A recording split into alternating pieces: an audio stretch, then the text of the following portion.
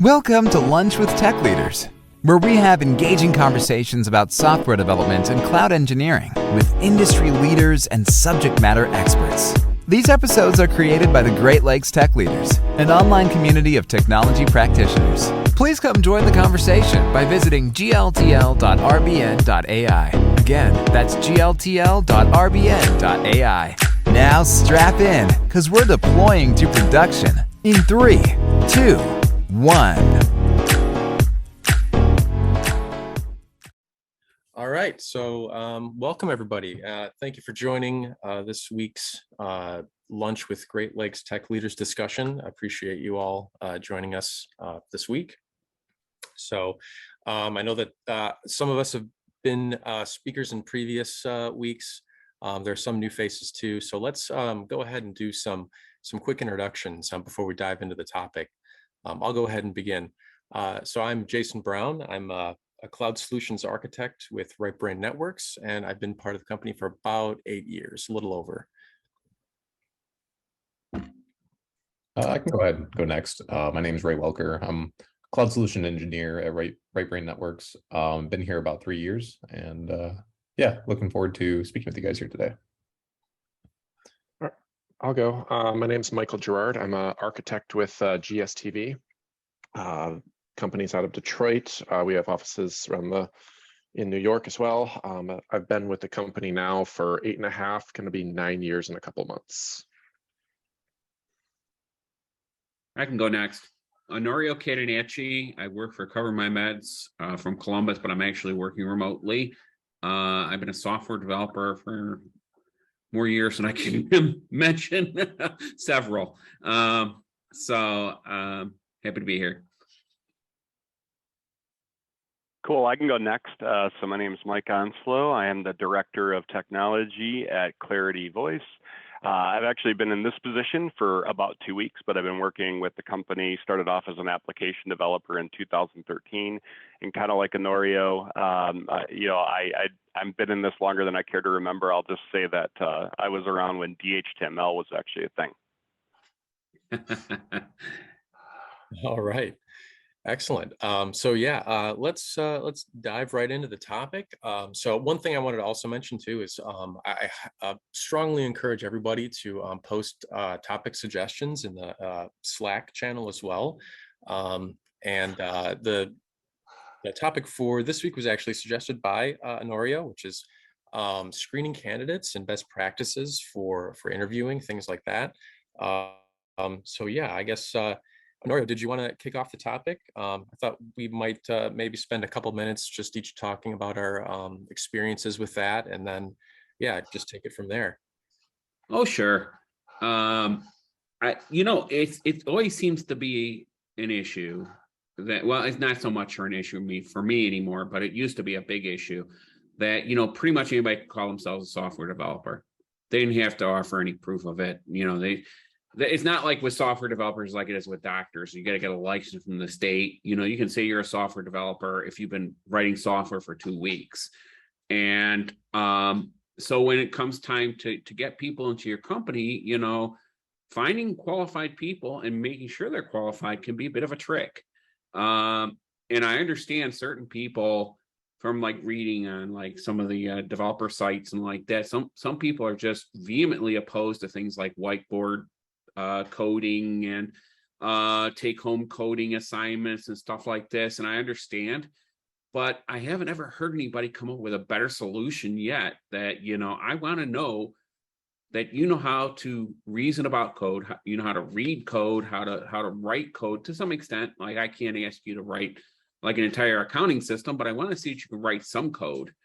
And so I thought, I would love to hear the thoughts of other folks in this area about like, how can you make sure that the person you're hiring knows what they're doing, and you're not getting someone in there who's just gonna be a seat filler and not contribute anything to your team. Yeah, absolutely. And I can go first. I can speak to a little bit of my direct experience with that. Being a cloud solutions architect, I've definitely interviewed quite a few candidates for Right Brain Networks. And with Right Brain Networks, I mean, we're a pretty small company. We go through periods of expansion and contraction, but generally between like a dozen and 2 dozen people at the company is just on average we have that amount.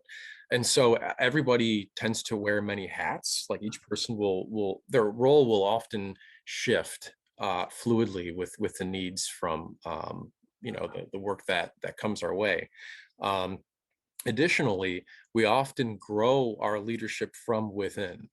So rather than hiring leadership from outside of the company, we'll grow our leadership up from engineers that have been working with us for quite a while. So that definitely shapes the traits and the qualities that we look for in our candidates. I know when I interview personally and ask when I interview people, like I definitely it comes down to 3 main things that I'm looking for. First of all, having a thirst for knowledge. So just like you mentioned, Onorio, like we don't want somebody who's just going to like be set in their habits and fill a seat, and if they don't know anything, they'll just kind of escalate to somebody else. We want somebody who's actually going to try to learn what they need to learn to be able to succeed at the role that they're interviewing for. And also looking for people who are unafraid of being outside of their comfort zone. So a lot of the questions that I come up with tend to be tend to try to like bring these traits to the surface. So rather than having just like a list of questions as like a checklist of items that test what the candidate currently knows, like we're coming up with questions also that not just questions, but also problems that may stretch a little outside of what they might know, because we want to see the struggle and see and observe their approach to solving the problem. So just looking, a lot of times I'll look through the candidate's resume, look at their history of and their experience, and then actually tailor a problem that will dip into what they claim to know and then extend a little outside of that. So I know just like a quick example, like a lot of times we'll look for engineers, even if they don't have even any experience in AWS, which we work in AWS quite a lot, but even if they don't have that, if they have a strong network and operations foundation, for example, we'll just ask the simple question, when you go to when you enter a website in your browser and hit enter, what happens? Like what's happening behind the scenes? And something like that will catch somebody off guard because it's really broad, but it gets them talking and it gets them actually like thinking and solving the problem. Like we'll dip into DNS and how the DNS works and handshakes and like if somebody just shuts down and doesn't try to solve the problem and just kind of gives up, then we know that that's may not be a good candidate. But somebody who's, even if they say they don't know, but they offer a solution, like they'll say, I don't know this, but here's how I would find out. That's a really good answer. So yeah. I've often said I can tell the difference between a candidate who, they don't remember exactly, but they're, they have a general idea of what I'm talking about, and a candidate who's just like totally lost, totally clueless. I mean, I had somebody who had SQL on their background, and I said, okay, tell me, how would you select every record from a table? Because that should be like the first thing you should know. Select star from table name, right? And like, what are you talking about? Select every record from a table. And it's like, oh man, this is too bad. Yeah. I mean, just your comments before about whiteboarding. I mean, even though a lot of people kind of grumble about it, I think it is, I mean, you need to have some way to get that problem solving process on the table, right? Yeah, it might be different between what we do, maybe like networking and architecture designs in our role versus like software engineering, but understanding how software works, I think, is still very important, even if they're not, writing, they can write pseudocode, essentially. They can, write a function or a class and know how to call methods and do basic logic, something like that is, I think very fundamental to interviewing someone. And same in kind of in our realm where we're maybe presented a problem and we need to maybe describe how a network is set up, or maybe how an application is maybe reaching out to a database, and all of its various connections it needs to make. So like just kind of overall, you need a way to gauge what someone's understanding of how tech works. Yeah. And I think actually in some cases I think pseudocoding is actually a little better, because what I want to see, like Jason was just saying, I want to see your thought process. I want to see how do you break down a problem, because every problem is different. And I don't expect someone to, I don't expect every candidate coming through the door to know how to build a binary tree. I just want to see how you, take this big thing, this big problem, and break it down into smaller parts that you can solve, Yep. Yeah, I would agree with that. Oh, go ahead. I was going to say, I would agree with that. Oh, go ahead. Go ahead. All right. I was just going to say, so the one technique I've used is, like, as I'm introducing myself to the candidate, and I'll talk about some of my experiences and I'll have them talk about their experiences, I'll pick apart one of their projects they've worked on and really try to ask some detailed questions and ask them to explain to me how they solve certain technical challenges. Like, what was the hardest technical challenge you had to, solve in this project, and then go through it step by step how they solved the problem. And then somewhere along the line after that, I'll present a problem that I've faced and ask them to kind of logically walk me through how they would go about solving it as well. So that kind of exposes, did they actually do the work in the past? Were they integral to solving problems? And what does their problem solving, process look like now? I think that's a really good approach. It kind of allows the candidate as well to maybe show their level of expertise, and maybe they can even more than just showing a technical answer to that, convey that there's some maybe business value to it, reasons why we're moving to this new approach versus the old approach. So they might have a more broad understanding of maybe whatever stack they were touching at the time. It sounded like you had some input as well, Mike. Yeah, so I totally agree with kind of the sentiment of, like, just like your elementary school teacher, math teacher told you, show your work, right?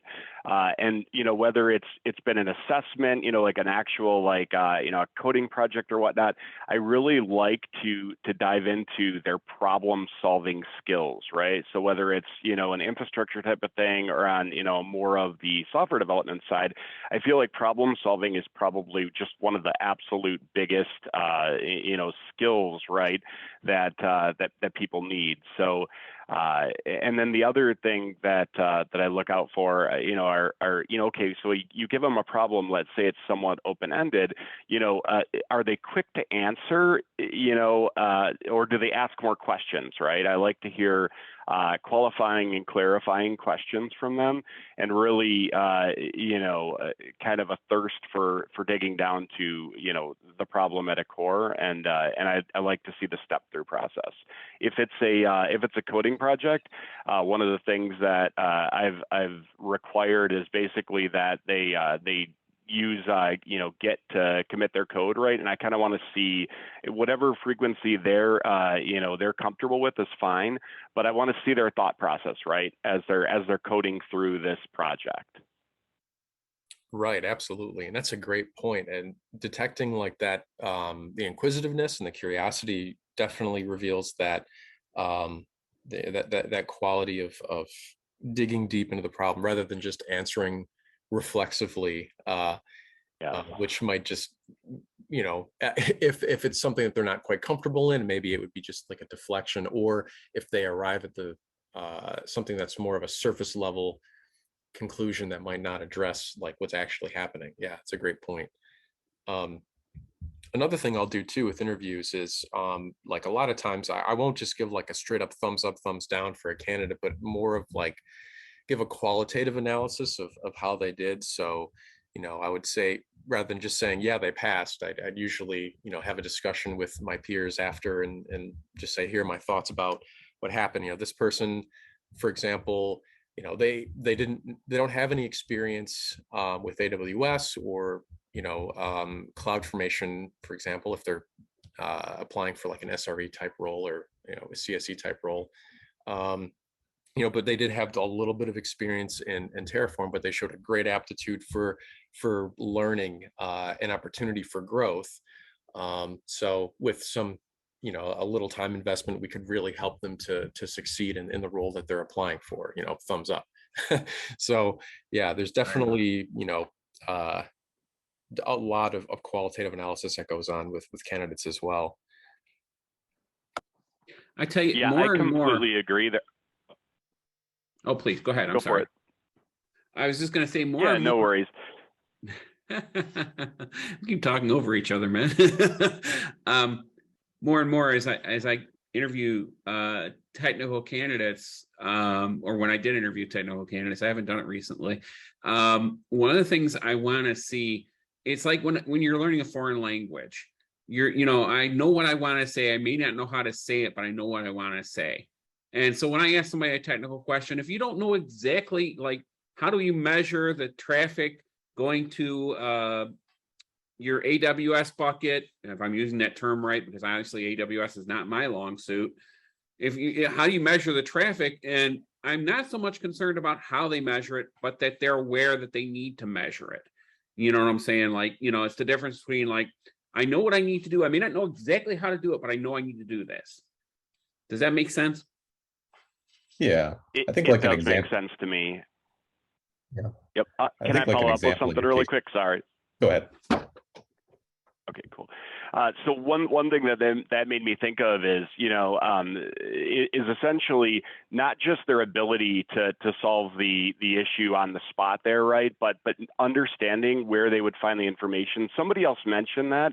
I think that's another one that's really important, as well as what you just mentioned, Onorio, which is that, that they understand that that's needed, right? And the importance of something like making sure, your SSL certificates are up to date, as silly as that is, right? But just like understanding the breadth of the problems that they're going to be solving, and understanding what they should be looking for to, not everybody, nobody's going to understand or remember every single, let's say, Linux command, right? But they know where they should look to get the right commands, right? And they know what's available, I guess, is where I'm going with that piece, right? Yeah, there's a aspect of learning I find absolutely critical anytime I'm screening candidates. They need to be able to learn new things. If they're not going to know the answer to every problem. And if they don't have a good process for learning, and I'll ask them about what they do, how do they teach themselves new things, or how to find answers to specific problems. And that's very much a gating question for me, is if they don't have a good process for learning, it's automatic, like, I'm not interested in you as a candidate. But most people do, and that's leads me kind of to my follow-up is like, what do you as a candidate view as, are you stuck in how you've solved problems in the past, or are you open to learning new solutions to existing problems as well? So candidates also, in my interviewing, also have to have a bit of an open mind to that. The way you solved the problem in the past may have been good for that solution, but there may be newer, better solutions to that very same problem today. 100% agree with you, Michael. Definitely want to. Same. Yeah, definitely want someone who can learn, because that in our line of work is so important. No one knows everything, and you've got to learn lots of new stuff all the time. Yeah, and with I have another. I'm gonna. Go ahead. With the just evolution of technology now in the cloud space and at the edge, you really, like, what you learned 5 years ago is outdated today, largely, and that's incredible pace of change, and candidates across all aspects of application and infrastructure and the whole software lifecycle, they need to be able to learn and adapt to new things. Yeah, and that's another thing that along the Oh, we lost someone. Yeah, I think we lost Mike. Hopefully he'll call in again in just a little bit. Yeah, I was going to chime in here for a minute just to state that I think that it's a two-way street when you're interviewing, and to kind of gauge somebody's level of understanding or maybe their curiosity. Like I think there needs to be kind of a fluid back and forth relationship during that interviewing process. Like if you're presented with a technical question and maybe the interviewee doesn't 100% know the answer to it, they should certainly ask questions back so they can maybe get a better understanding of the problem at large, and that may allow for them to navigate down other areas that you're able to gauge their their technical experience. So that could also relate back to you as the interviewer being able to find out where their expertise is in. Right. And to me, that's a red flag. If somebody's not asking me any questions at all, now maybe they're just very nervous or something, but if they're not asking me any questions, like clarifying questions or anything like that, that's kind of like, hold on, because again, like we were just saying, nobody knows everything. And if I ask a question and it's not clear to you, I expect you to ask me for clarification. I mean, that's kind of like your job as a software developer, is to get more detail, Right. Yeah, I'm glad that we also got on the topic of red flags too. I'm interested to hear what you guys' thoughts are on additional red flags. I know that for me personally, like dishonesty is the biggest one. Like if I'm getting the impression that somebody's like not being honest about their experience or what they've done or what they know, that and the BS alarm starts going off, then yeah, that's like instantly you face a lot of scrutiny from me. Even if you don't know something, it's better to be honest about not knowing it than try to play it off like you knew it, right? But yeah, I'm interested to hear what you guys think about like other kinds of red flags. 100% is a red flag. Somebody's lying about something, or it seems like they're lying about something on their resume. That's definitely like, okay, I am really now going to be very reluctant to recommend this person. Yeah. Some of the techniques I've used to identify, technical, BSing by candidates is I'll ask them a question about particular technology they used on a product or project, and they can't tell me anything about it. Either they weren't involved in that part of the project, and I would hope that they would tell me that they weren't involved in that part of the project, but then why'd you put it on your resume? But if they can't tell me about it, that's very much goes in the column of you're probably not fit for the role you're applying for if you can't tell me about the technology you used on a particular project. And it's really got to be somewhat in depth too. If it just says they used a database product,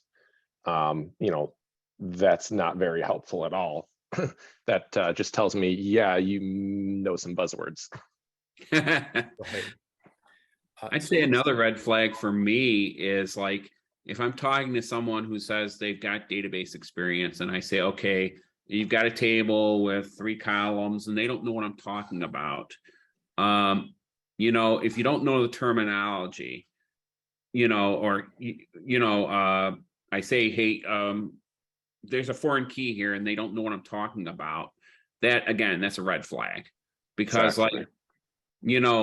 You can't Google stuff where you don't know the name of it. You know what I'm saying? I keep telling, because I've told junior developers more than once, it's like, if you are trying to figure out something and you're Googling and you don't know what to call it, you're never going to find it. That's just a basic research skill. Yep. One of the other red flag things I look for is debugging capabilities and debugging skills. What to do when, an engineer is trying to, if they're, a coder and they're writing code and the code's not behaving correctly, what do they do about it? So I expect them to like, look at logs, run a debugger, step through the code. And if their answers in that particular, role are not, in that line, and they're just like, raising their hand, asking for help, maybe they're not cut out to be an independent engineer, and they really just, are riding off other people's coattails. Right. Yeah, those are really good ones. So it does look like we have Mike back. I know you were kind of in the middle of making a point when you dropped. Yep. Did you want to go ahead and finish? Yeah, absolutely. I'm not sure exactly where I dropped out at, but I'm just going to start from kind of like the beginning of that point, which is, one of the things that I like to dig into with a candidate is, looking at what technologies they've chosen over time, right? And figuring out if, like why they chose each of those, right? Like my thought is there's so many things, right, that are going to be coming up and new, and everybody's using it. But I like to find somebody who can really distill that down, right, and choose the right technologies based on, and the right technology for one problem won't be the right technology necessarily for another, right? So figuring out like, oh, they chose, this because of A, B, C, and D, right? And then what were their experiences with that? And then what kind of led them, let's say, to the next technology to say, okay, well, the pain is so great, and I kind of need to move, look for something new, right? So really, especially if they have, if it's somebody that's coming in with a career history of, a few years, they're generally going to have some kind of a trail of that, and so I look for that as well. Excellent. Yeah, and on that point too, I know speaking as a cloud solutions engineer, or I'm sorry, cloud solutions architect, and going through some of the certifications to the certification exams for AWS, like that's the exact kind of aptitude that they test for an architect, at least. Is just, when trying to determine a solution for a particular problem, are you assembling the right services to be able to address the problem effectively, right? Are you using the right tool for the right job in this particular instance? So yeah, that's a really good skill to have. It looks like we're getting pretty close to time. I just wanted to leave a little bit of room here to just do closing thoughts from everybody. So yeah, Onorio, did you want to kick it off and do just a couple of closing thoughts before we wrap up for today? Sure. One thing that I try to avoid, and I have done this in the past, and I'll admit it, I'm mea culpa. I try not to be a gatekeeper. I try to give everyone, the chance to shine in an interview, because to me, I don't want to hear about your worst things. I want to hear about your best things. If you're really good at SQL, then tell me about SQL. If you're really good at Ruby, then tell me about Ruby, educate me. And, I don't want to be a gatekeeper. I want to like open that door to anyone who is qualified to walk in. But on the other hand, I have an obligation to the company that's employing me, that I don't want to hire people that are just, not qualified. So it's always a balancing act between like, hey, I want to make sure you know what you're talking about, and I don't want to be that snobby developer who's like, oh, well, you don't know about functional programming. How dare you waste my time, So, yeah. Right, absolutely. Michael, did you want to provide any other closing thoughts? Sure. Yeah. For me, over my decade plus career, most of it with GSTV, my interviewing kind of methods have really evolved from very specific technical screening kind of interviews to much more two-way conversations of how do they go about just learning and being a good student of technology and problem solver. So we've done the very just we're going to ask you 20 questions, all very technical, to doing programming exams, take home exams, and come show us what you did, to kind of backing all away from that and just having more conversational, inquisitive, interviews, and really that's where we are, and that's what we found is work for us. Excellent. Yeah, I agree with that approach as well. I use that too. Mike, do we have any closing thoughts from you? Yeah, so not directly related to technical stuff, but really related to technical stuff is I like to gauge their persistence, their attitude, and their persistence. Right. I feel like a lot of the people that I know that are essentially the best technologists are just extremely persistent, right? And they want to figure things out and want to solve the problems, and they actually get joy from that, right? They enjoy it. So really gauging attitude and persistence and perseverance, I think, are things that over the years I really appreciate and look for. Excellent. Yeah, very, very good qualities to have in a candidate that we look for as well. Ray, did you have any closing thoughts? No, I mean, I haven't had a ton of direct interviewer experience from that perspective, but the little I have here at Right Brain, these are all great qualities that you guys have brought up, and I've seen ring true just kind of on our process overall as well as kind of like a good foundation for the way that I want to model my approach going forward. So I think this has been, great to grab your guys' perspective, and also checks a lot of boxes on kind of the way that I've approached it as well. Great. Awesome. All right. Well, I think that's pretty much time, but yeah, I just like to say thanks again, everybody. This has been a great discussion. I really appreciate you all being here, and yeah, very valuable insights from all of you. So thanks again, and I hope you'll join us for the next one. Everybody have a great one. Great discussion. Good. Yeah, Thanks, everyone. Take care. I think so. Bye.